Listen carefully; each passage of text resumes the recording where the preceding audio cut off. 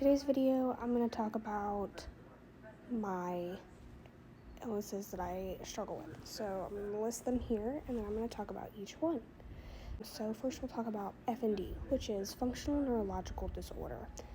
A lot of my symptoms and flare-ups stem from that disorder. So basically I will have mobility issues, trouble using my legs. That's where most of my mobility issues come in.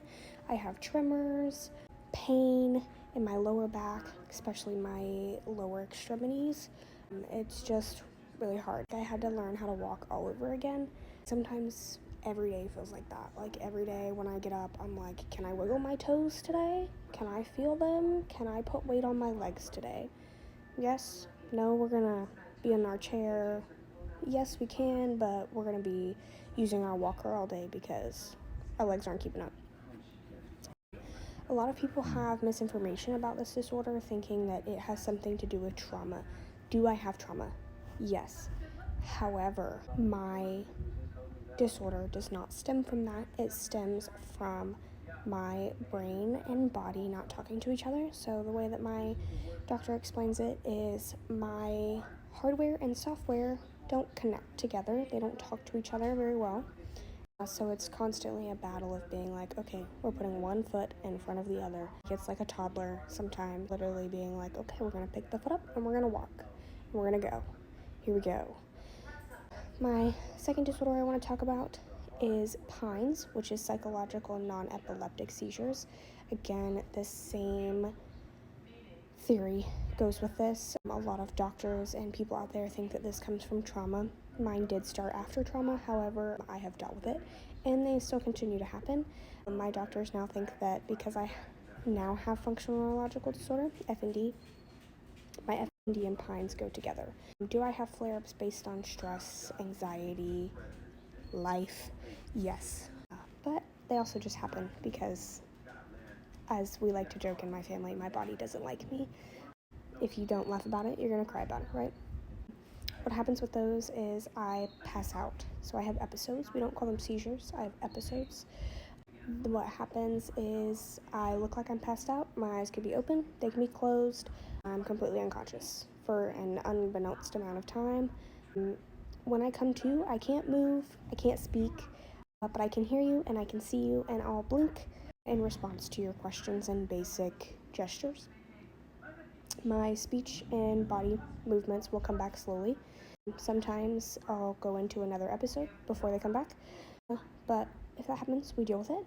Due to my PINES and my FND, I have endured a lot of bodily harm to myself. I've given myself so many concussions I can't even count. I have sprained my wrist, bruised my ribs multiple times, bruises all over my body. The biggest thing is the concussions. They suck. I don't recommend them. But that's what happens when you're just walking and you face plant, because your body says, not today, and it shuts off. The third thing I'd like to discuss or be open with you guys about is migraines. I was diagnosed with them at 5 years old. I'm now 22, so I've had them for quite a while.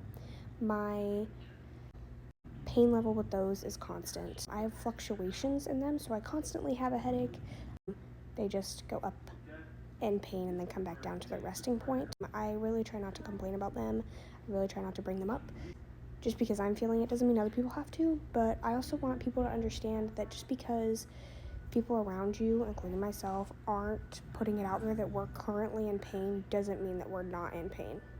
As someone with chronic illness and chronic pain, I'm always in pain, but I'm not going to tell you because it doesn't help me, it doesn't help you. It just makes you feel bad and say, oh, I'm so sorry, blah, blah, blah. And that makes me feel worse.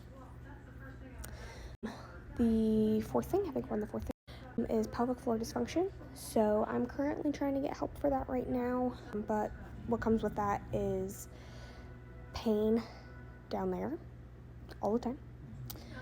I have chronic constipation, and let's just talk about it. Let's get into it. It's not fun. It's painful. My stomach hurts. I eat small amounts, and then people are like, oh my God, you're so skinny. I'm so skinny because it hurts to eat, because my stomach doesn't process foods. It says not. But we're currently going down on Avenue. That's what my appointment was for yesterday. I have a test coming up tomorrow to try to figure out which part of my digestive system is not working, or if it's multiple parts, and that could be the case too. But with my pelvic floor dysfunction, my muscles in my pelvic floor are always tense. It's painful, especially being a girl and having periods. That's painful. It's just painful. All of it's painful. My point in bringing all of this up and putting it out there is you never know what someone's going through. Never judge a book by its cover. And as a chronic illness person, please don't be like, I'm so sorry you're in pain today. At least to me, I don't like that. I'm so sorry you're having a bad day. We call them pineapple days in my house. I don't like pineapple.